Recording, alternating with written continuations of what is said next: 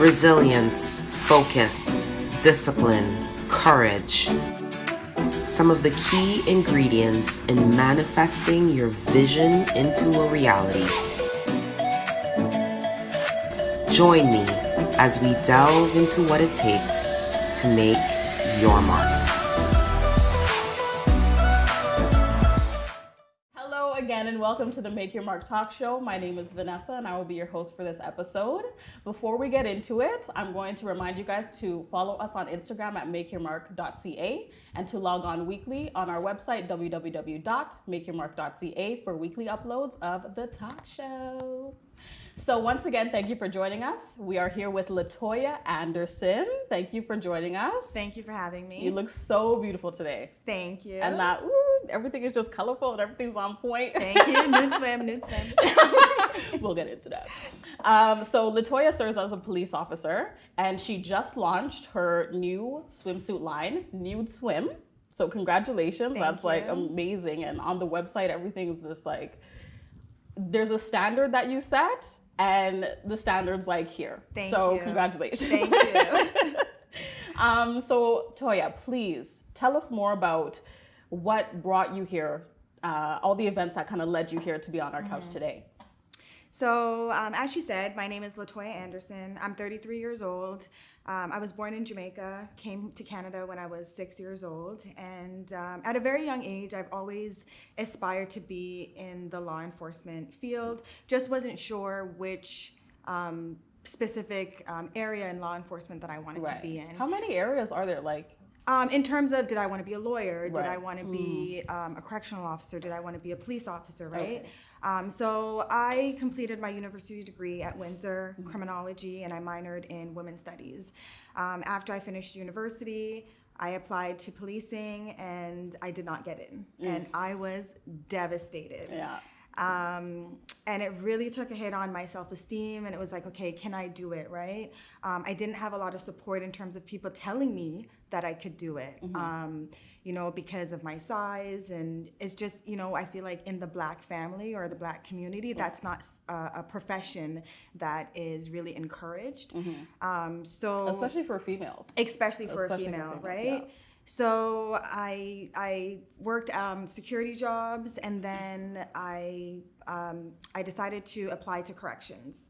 So I applied to corrections in Edmonton, Alberta, and they flew me out there. They did an orientation. They hired me on the spot, and then they gave me like a month to move. So. Wow.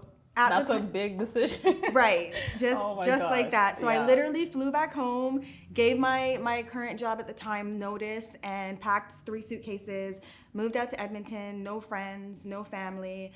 At the time, actually, I was going through some turmoil with my family, and I was exiting a relationship that was really, really toxic. So I felt like this was my opportunity to start over, right? This was my opportunity to go out to Edmonton, get some experience in corrections and build my resume and just build myself and gain that experience so that I could become a competitive candidate for policing, because it's always been a really competitive career to get into. Right. So I had this big vision. I was just like, okay, I'm going to go out to Edmonton.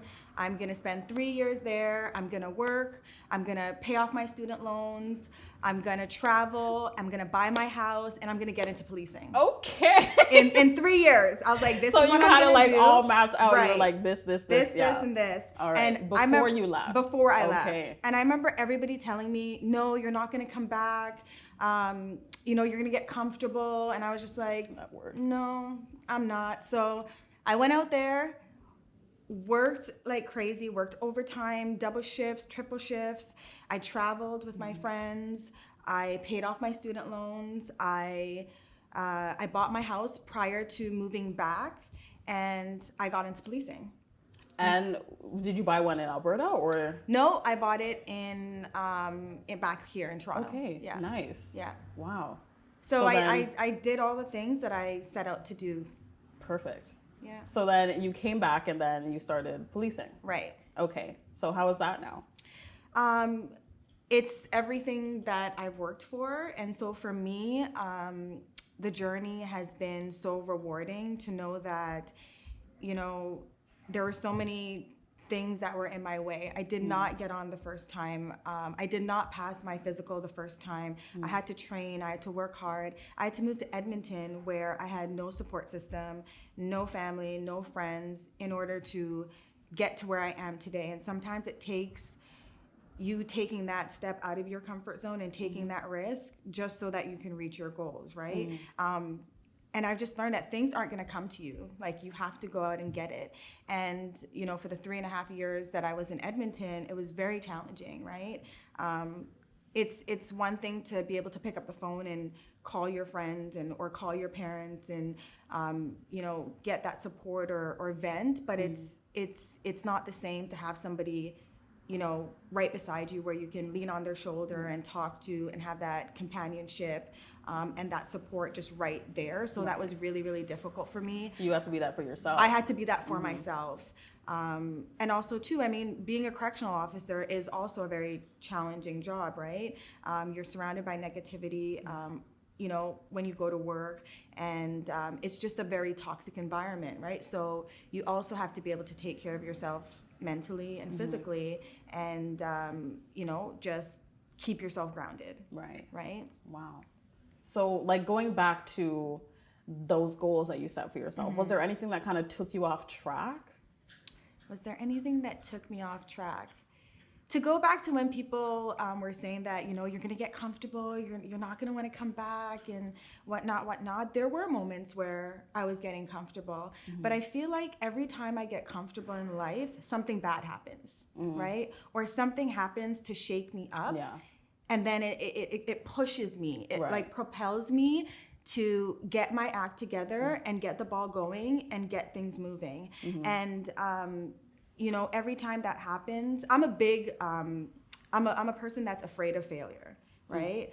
And not in a negative way, in a positive way, because I use failure to push me, right? And so I feel like every time I've felt like I was going through a rainstorm, or every time I felt like I was drowning, that's been my motivation to push myself and to do well, right? And all of my greatest accomplishments have come after a rainstorm, right? So this is kind of switching it up for me, because I usually ask people what their definition of success is. Right. But because you're so afraid of failure, I want to know, what is your definition of failure? What is it that you're so afraid of?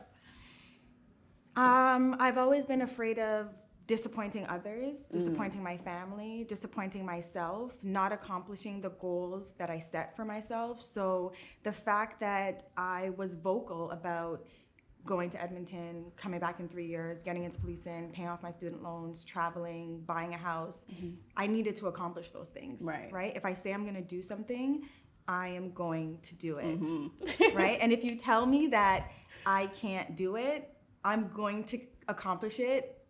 You just even have to faster, show them. Yeah, right? You gotta show them. But it's to show others, but it's also for myself, right? It's also to prove something to myself that I really can do anything that I set my mind to, right?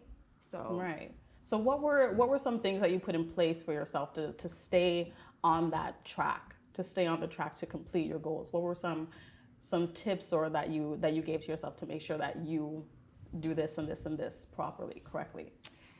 Some tips, I would say I stayed grounded. I did not, when I was in Edmonton, I did not make, I don't know if this is a tip, and I don't know if I would suggest it to anybody else, but I didn't necessarily make any strong bonds or connections until I knew that I was leaving, because I was afraid that making those connections would be another reason of, you know, why I stayed, right? Like I said, I think traveling was my saving grace as well, because it allowed me to reconnect with my friends. It allowed me to take a break. I had a great support system. I vented to my friends when I needed to. I visited home a lot when I needed to, when I kind of needed a break and needed to reset myself. I took care of myself mentally. I worked out. Fitness is a huge part of my life, and that is kind of how I just decompress. And, you know, I go to the gym, I sweat it out, and it's like, okay, let's go. I pray, I go to church, I journal, I go to the spa. And those are the things that I do to take care of myself so that I can continue to accomplish the things that I need. Right. So you make sure that even though you want to accomplish these things, you can't forget about the person who's trying to accomplish it. Right. You need to make sure that you yourself are grounded and centered and healthy so that you can push to move forward. Right. That's very inspirational. Thank you. I want to take it back to that first time that you met opposition. So when you graduated and applied for to be a police officer, and they said no, what did that stir up in you? I think like all of us, self-doubt. Can I do this? Is this for me? Am I capable? And then I started to feel like, can I see myself in this role? Right? And so I cried. I remember crying for like 24 hours, crying. And then the next day I went to the gym and I got a personal trainer, and I started connecting with other police officers, and I started getting mentorship from other people that were already in the profession that could guide me and steer me in the right direction. And then I started to realize that, their story is similar to mine, right? Oftentimes you don't get in on your first try, right? And so, but you have to keep going. If this is really what you want, you have to keep going. You have to buff up your resume. You've got to take the steps to make sure that you're a competitive candidate, right? But it was very difficult because you're battling that inner voice telling you, can you do this, right? But you've got to be stronger than that voice. Right. So. Wow. We're going to end it there. We're going to take a quick break and we'll be right back. From a tender age, I recognized that I was not the average girl.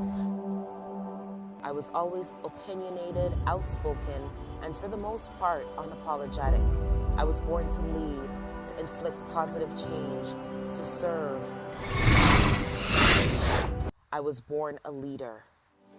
Harnessing this internal drive led me to spearheading several businesses while unlocking potential within large organizations in director roles throughout the city. While on this quest, I discovered my love for people and passion for personal development. Throughout my career, I have mentored hundreds of individuals, both personally and professionally. Channeling my belief of self-care and with an avid love for fitness, daily I nurture my mind, body, and soul, embracing the very act of self-love. I truly do believe that you cannot give what you don't have. With a commitment to living on purpose and within my purpose, my personal mantra is to leave better than I met.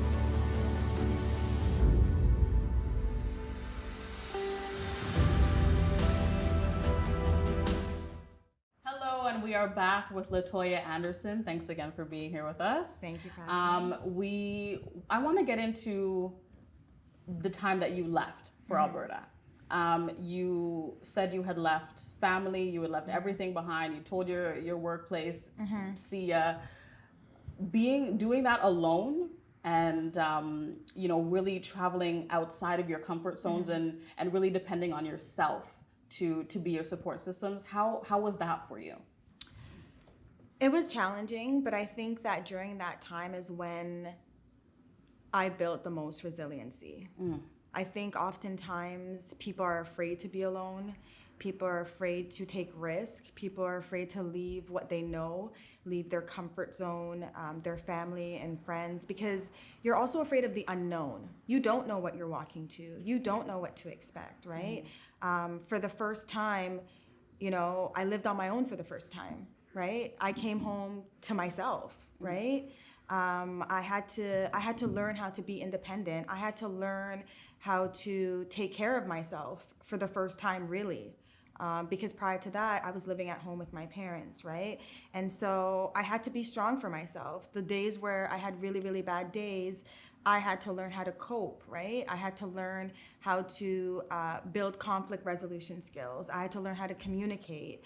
And so I think that time away by myself is when I experienced the most growth, right? And it's when I really came into myself and became self-aware of the person that I was, the things that I wanted, the things that I wanted to change, the things that I wanted to improve, and just really reflect on what I was leaving back home, right? And really reflect on why, because prior to moving to Edmonton, I was unhappy, right? I wasn't fulfilled. I felt that I wasn't where I needed to be at that time. Probably way too hard on myself, because we are our biggest critics. And I could definitely admit that I am super hard on myself. I am the first person to criticize myself before I congratulate myself, right? And so I think that, you know, although it was very difficult to be out there, it was needed, right? It was needed, and I wouldn't be where I am today if I didn't, you know, make that sacrifice and step out of my comfort zone and go into the unknown and trust the process and trust that I am going to get to my destination, right? Right. And I'm going to keep going no matter what. I love that you said trust the process, because that is something that a lot of people just don't understand. They, you know, even, and I say they, but I'm speaking to myself more than not. You don't want to get into something unless you know what the end result's going to be. Right. Or you don't want to get into something, you know what the end result's going to be, but you're afraid of what's going to, you know, the hurdles that you have to jump getting there. Right. So that, to me, you know, trusting the process, really gaining an understanding for the world around you. And, you know, even though you're moving in this world, you have to trust that, you know, the world's going to conspire with you. And everything's going to align eventually, right? In its own way, in its own time, right? And I think it's trusting the process also means that my process is different than your process, right? And so where I am at right now is for me, right? And I think that's also what I learned, because I've always been a person that, you know, by 23, I want this. By 26, I need to, you know, be married. And 28, my first kid. And, you know, 30, my house, and this is how I was. Like, I had this plan and I needed to execute it by this amount of time, and I got a reality check. That is not life. That is not how things work, right? Things are going to be thrown at you, and you have to learn how to maneuver around them, jump over them, and readjust, right? And so did I ever expect that I would ever pick up myself and move to Edmonton and live on my own for 3.5 years and hustle down there the way I did? Absolutely not, right? But I appreciate the journey, and although it was lonely at times and it was stressful at times, I am a stronger person. I am more resilient. I'm a better person. I'm more independent. I'm more aware of who I am and what I want. Right? And so I appreciate it. I'm grateful for everything that it's taught me and given me. Right. That's beautiful. I want to go back into you being afraid to leave because of what others would say. You know, because a lot of, I need to stop talking like a lot of other people. It's me, because you know, you want to do things, and there are things you know that you want to do, but you're so caught up with what other people are going to think, or, you know, is me doing this going to affect this other person? You know, how can I make myself, you know, how can I compromise? You know, but in that you didn't really think about compromising. No. You just said, this is what I'm gonna do. Right. But like, how can you kind of get over those thoughts of thinking, how can I make myself smaller so that someone else can be more comfortable? Well, I think that because I wanted what I wanted so badly, that trumped what everybody else was saying. I think that people sit back sometimes and they wonder, like, you know, why me? Or why not me, right? Why can't I get that job? Or, you know, why can't I get, you know, this opportunity? Or, you know, why do I feel stagnant? Because you're afraid, right? Because you're afraid to step outside of yourself. You're afraid to step outside of your comfort zone, right?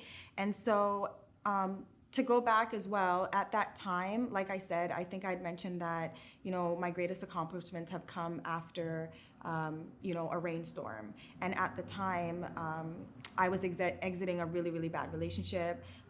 My family dynamic was not good. And so there was nothing keeping me in Toronto. There was nothing keeping me here, right? So I think that maybe if things were going well in my life, or maybe if I was happy, it would have been more difficult to leave. But there was nothing keeping me here. So it was actually really, really easy for me to say, okay, see ya, I'm gone, I'm out. I need a change. I need to start over. But I've never really let what other people say hold me back, right? And like I said, it almost made me want to even prove them wrong even more, right? To silence their doubt and to show them like, yeah, you can do this. You can step outside of your comfort zone, try something new, and come back to your goal, right? Or accomplish your goal. Nice, really nice. Thank you.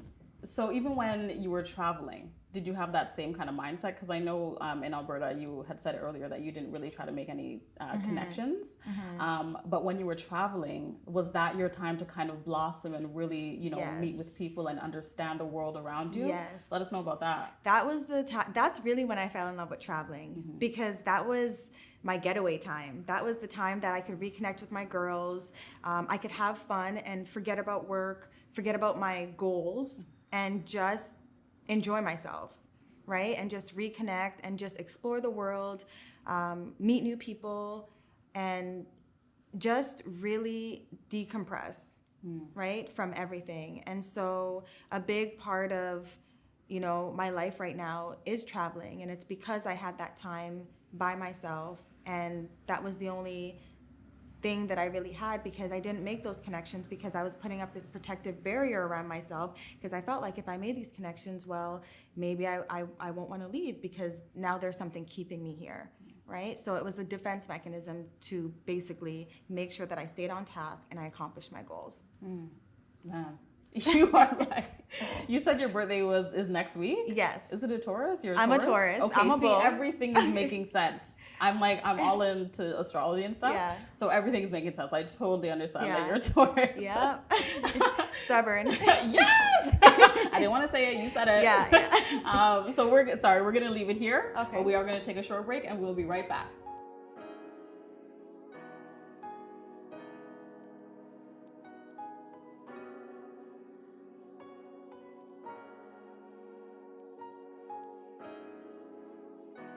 Hello, we are back, Make Your Mark Talk Show. We are here with Latoya Anderson.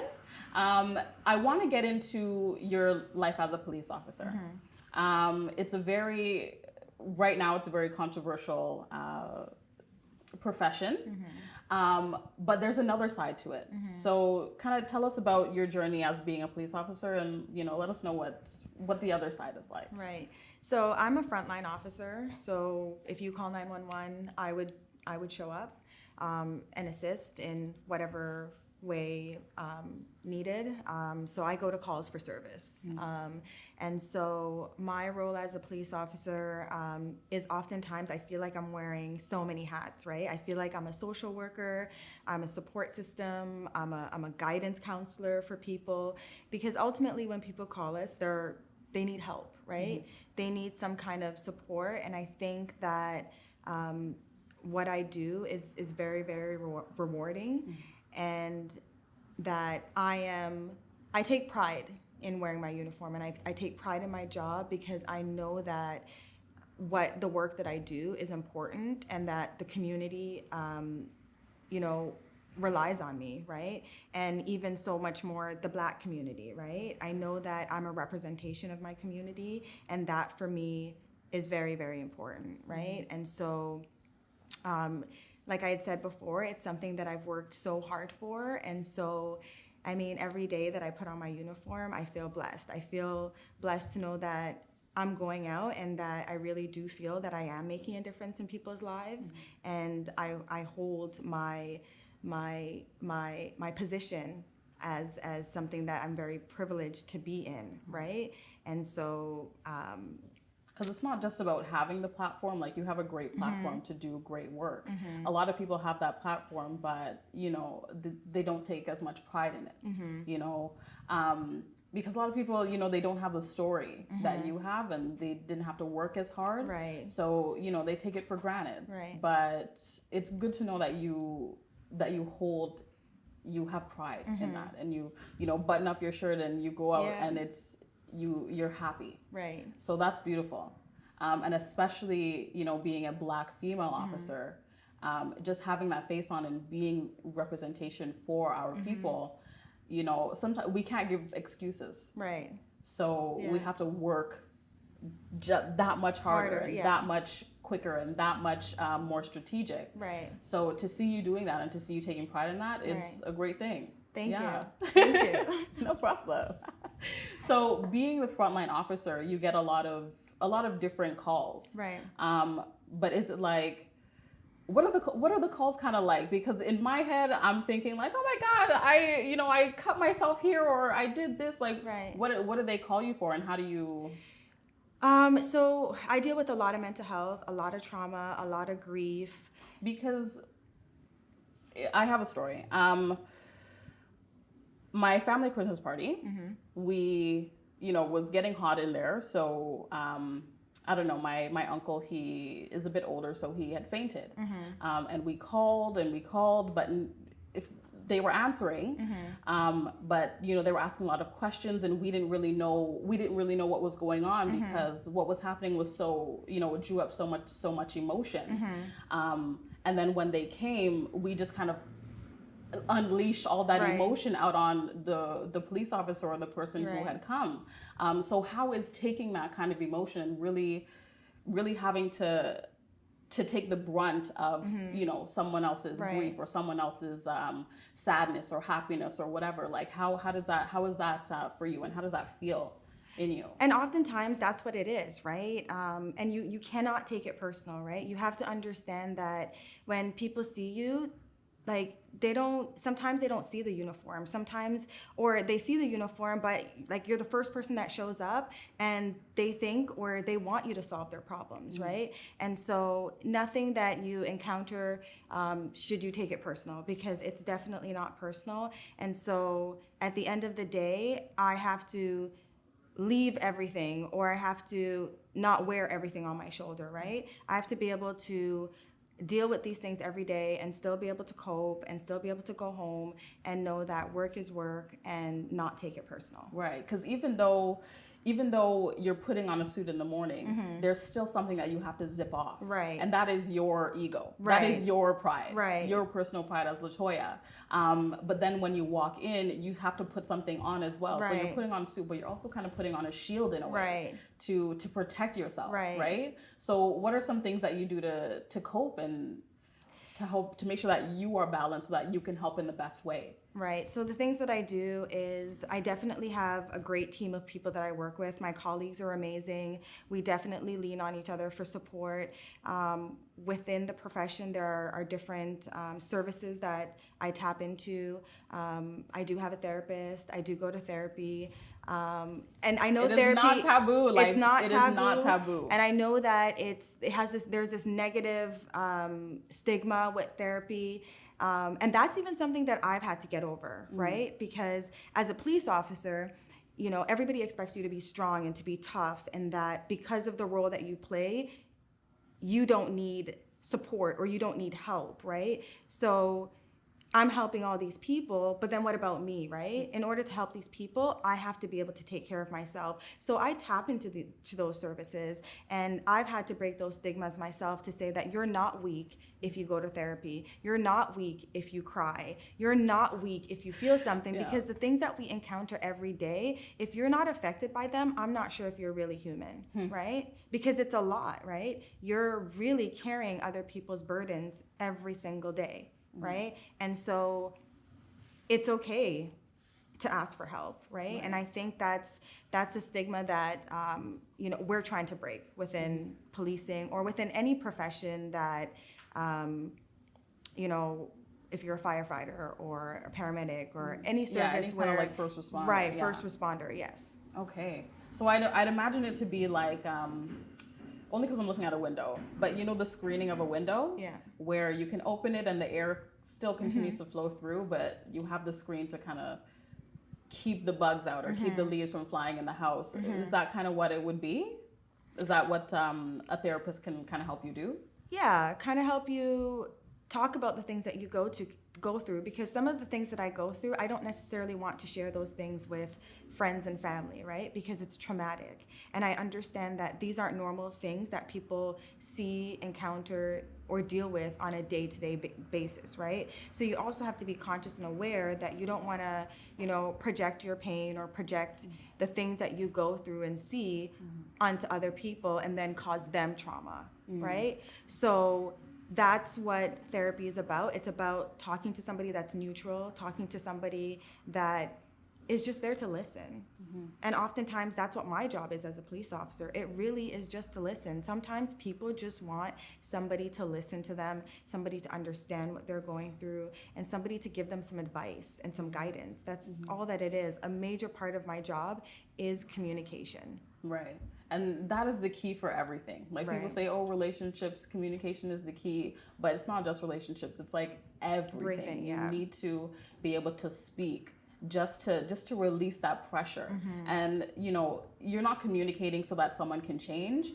For me, when I communicate, it's more me getting that bug out in the open. Right. And if you want to hear it and you want to change, or if you just want to hear it and let it move through you, that is fine. But it is out of me, and now that it is out, we're able to kind of we're able to make a compromise or do something together to fix that. Right. Yeah. So that's kind of what you do with your therapist. Right. Yeah? Okay. And also to understand why I'm feeling the way I'm feeling, right? And to actually deal with how I'm feeling. I think oftentimes when people go through trauma or turmoil, they kind of just sit there with their feelings, right? It's kind of like if you cut yourself, right? And you don't take care of that wound, it's going to get infected, right? And so you have to, put polysporin on it. You have to put a Band-Aid on it. You have to change your gauze, right? And so that's what therapy is for me. And sometimes that's going to hurt. And it's supposed to. It's going to hurt, right. yeah. But I think, people are afraid of the hurt. Right. Because, bringing that trauma in, it already hurt. And now you have to tear yourself open and then take it out. Right. It's rough. Right. But it's like you said, if you cut yourself, you have to put that alcohol on in order to clean up whatever's going on, and then you patch it with, the gauze or whatever. Right. So yeah, that's beautiful. And as someone who has a therapist, I know that it can be difficult to find a therapist who looks like you, because representation always matters anywhere you go. And my partner, he's doing therapy, and he made sure that he found someone who looks like him, because the struggle is a different struggle. Right. So do you have someone who looks like you as a therapist? Absolutely. Or have you? Okay. Absolutely. And do you find she can talk to you in a way that someone else just can't? It's just so much different. I feel like I'm literally sitting down talking to a sister or a best friend. She understands me because she can relate to me, right? We share some of the same experiences and understanding, right? And so I don't want to sit down and talk to somebody that doesn't look like me, right? Because I don't believe that they're going to understand my journey and where I'm coming from and why I feel the way I feel. And there's also too, there's a certain comfort level as well, talking to somebody that looks like you. Right, and they can give you advice from a real place. Right. Advice coming from a real place, not just from a book. Right. Right. That's awesome. We're going to leave that there. We are going to take another quick break, and we'll be right back. It took a lot to get to this place, to feel comfortable to wear my own hair. It took a lot of reflection and coaching and support from the team here, and of course my family. I know my husband really was looking forward to this experience of me exposing my hair, but I was afraid. I won't lie, I was afraid. I didn't know how it would come out. I had been so used to wearing units that I couldn't imagine myself exposed with such a short cut, my jawline and everything just kind of out there. But all in all, I have to say, it was definitely a freeing experience, and I'm so grateful for it. And I definitely would recommend it to anyone who has that self-doubt or that unsurety about exposing natural hair. I definitely would take that chance. Hello, and we are back with the Make Your Mark Talk Show. I am here for our last segment with Latoya. I wanted to talk about nude swim. So that is your new swimsuit line, and you're wearing something from it now. Yes, this It is my looks cover great. up. Thank you. What's it called? What's the name of that one? Just let me know. This is my Horizon collection, which is available in 5 different patterns. Ooh. Yes. And cover-ups are so important. Oh, sorry, this chair's a little squeaky. Nude swim. How did that all come about? So I started Nude Swim approximately 6 months ago. Again, I'd mentioned to you that every time that I've accomplished something really great, it's been because of something horrible that's happened or something that I've struggled with. So I started it 6 months ago when I basically experienced depression, I would say, for the first time. I was going through a lot of issues with my family. I was exiting a relationship that was toxic, and I was dealing with a lot of hurt and a lot of pain, and I really didn't feel like myself. I wasn't eating, I wasn't sleeping, I had lost 20 pounds, and I just was not coping with my personal issues. And I was also struggling with the fact that, you know, being a police officer, I've always been able to cope in my personal life, in my professional life, and then here I am not being able to cope in my personal life. Yeah, because it's two completely different things. Right. And so at the time, I did not feel beautiful. I did not feel confident. I did not even recognize myself. And so I had just come from Greece, and I remember looking back at my pictures, and I remember saying to myself, wow, I really felt great when I was in Greece. I really loved myself. And now, a couple weeks later, I don't even know who I am. And so I just woke up one day and I was having dinner with my friend, and I said, I'm gonna start a swimwear line. I'm gonna start something that makes women feel beautiful, that make women feel confident, bold, vibrant, sexy, fierce. And so that's why my content is the way it is, because that's the message that I'm trying to send, that whatever you're going through or however you view yourself, you are beautiful, right? And you need to own that, and you need to recognize that and not lose sight of that. That's great, because like 6 months, it seems like it seems long, but it's very short, a very short amount of time to make something out of nothing. You know what I mean? You're at a very low point in your life. And this is speaking to a lot of people. A lot of people right now, especially with mental health, it's something that is like plaguing the world. Because now I think we're understanding that we are individuals and we need different things. So what the world is giving us is it's not enough for me. It's not sufficient. What the world gives you it's not enough for you. So, you know, then we kind of get into this depressive state, and we don't want to do anything, and we just kind of dwell on our own emotions, dwelling on our own self-doubt, dwelling on our own self-hate. So grabbing yourself out of that state and creating something new, what was that for you? How did that feel for you? It was just about taking everything that I was feeling and turning it into something positive. It was about using all that emotion and pouring it back into myself, right? And so I started something for me, and then it evolved into being something that I wanted for other people, right? To say that if I can do this at my lowest point, imagine what I could accomplish at my highest point, right? And it's just about taking whatever you're going through and learning from it and using it to propel you forward, to push you forward. And so that's what the experience was for me. I am my strongest self now because of what I went through. So I don't regret it. I don't say like, woe is me, or why did this happen to me anymore? No, it needed to happen for me to be where I am today. In order for you to be like truly resilient. Right. Because that to me is the actual definition of resilience, is being down and out and low, but using that same energy to push you up and to create something new. Exactly.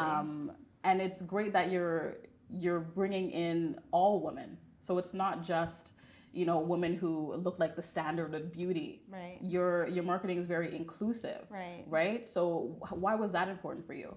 It was important because I know that like I'm very fit, and so I want women to look at Nude Swim and see themselves in it, right? And so you don't need to look like me, you don't need to have abs, you don't need to be fit to wear Nude Swim, right? I want it to be a reflection of all women, right? Because all women, I think, are beautiful in their own way. And so that's the message that I'm trying to send, is that whether you're a size 2 or a size 6 or a size 8, whether you're a straight figure, whether you have curves, whether you have small boobs, big booty, small booty, like, you are beautiful and you can look sexy too. So that's why, right? I want my friends to be able to wear it. I want to celebrate all women in all their shapes and their beauty and their different forms.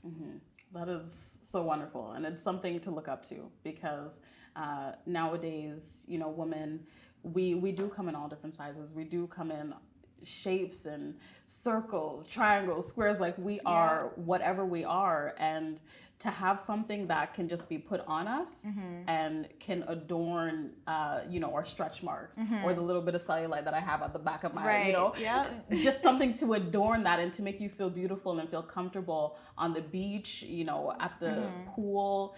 It's refreshing. Yeah, that's there you go. Good word. And I'm like, I'm all over my words. Refreshing. That's a good word. Yeah, a breath of fresh air. Yeah. Beautiful. Yeah. So making that switch. Well, you didn't really make a switch because you're still a police officer. But what is it kind of getting into that new entrepreneurial spirit? You know, it's weird for me because, again, it's outside of my comfort zone. I'm very much a person. I'm not a risk taker, even though I'm a police officer. I'm actually not a risk taker. I like structure. I like plans. We see that with how you like work for your goals. Yeah. Right. So I like to know that I'm working 40 hours a week and this paycheck's coming in and I could pay my mortgage and pay my car payment. I like to know what's going to happen. And I feel being an entrepreneur, you don't have a lot of control over a lot of things. And I like control. I like to know what's going to happen and kind of see the future. And with entrepreneurship, you can't do that because you don't know if people are going to like your products. You don't know if you're going to make sales. You don't know if something's going to go wrong with production. You don't know, you know, what obstacles you're going to face, right? And so during this process, it's been challenging dealing with that because I also don't like when things go wrong. And so when things go wrong, it's like, okay, Toya, you got to adjust and you got to deal with it and find another way. Right. And that's a really good point that you bring up, because a lot of people, they think that, you know, entrepreneurship is, oh, I steer my boat. Yeah. This is what we're going to do and this is how it's going to end and we're going to do this and that to make sure that this happens. But you're so dependent, even though you're dependent on yourself, because you're the one doing all the work, but you are also dependent on the world around you. Right. You know, and we get back into that, you know, when you left for Alberta, leaving on your own, but you still had to kind of combat and, you know, jump hurdles and take control of the world around you. But in entrepreneurship, you don't know what's going to happen. Right. You just have no idea, but you keep pushing forward because you have an end goal in mind. Right. And did you know what it was going to be? Like, did you have a vision of this is exactly what I want Nude Swim to be when you started? No, I did not. And so that's the thing. And I think that's what I'm enjoying. It's the fact that it's evolving and I don't know what it's going to be, right? Where I like to know what things are going to be. Right? Like I said, like I like to know that I had all these plans for my life, right? So I like to know what's going to happen. And now I'm on this journey doing this project where I don't know what's going to happen. And I'm literally just taking it day by day. And, you know, going back to being out of control, there's also other people that you rely on to make your project work, right? Although I am the owner and designer of Nude Swim, there's other people involved in the process. There's other people it takes a village. It's not just me. And so that's something that I also have to struggle with, is depending on other people to make this work. Because even though, you know, you tell the manufacturer, I want this swimsuit for this day. When that manufacturer calls and says, we don't have any more of that print, what are you going to do? Yeah.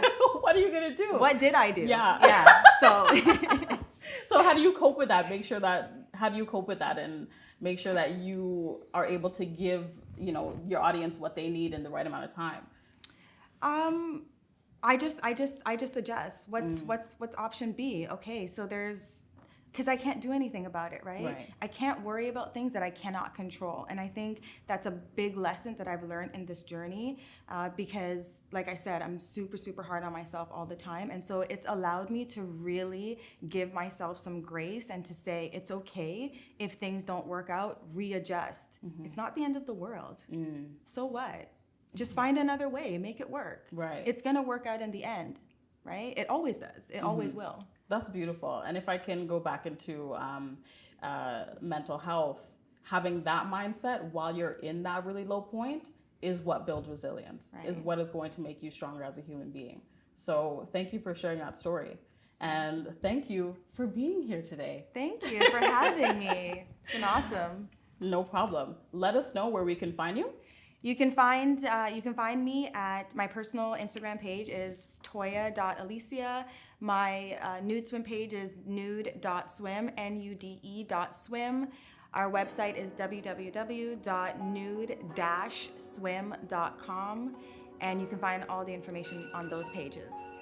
Thank you so much. Thank you. And don't forget to follow us on Instagram at makeyourmark.ca and log on to our website every week, www.makeyourmark.ca, for new episodes. Thank you so much for being with us this episode, and I will see you next week.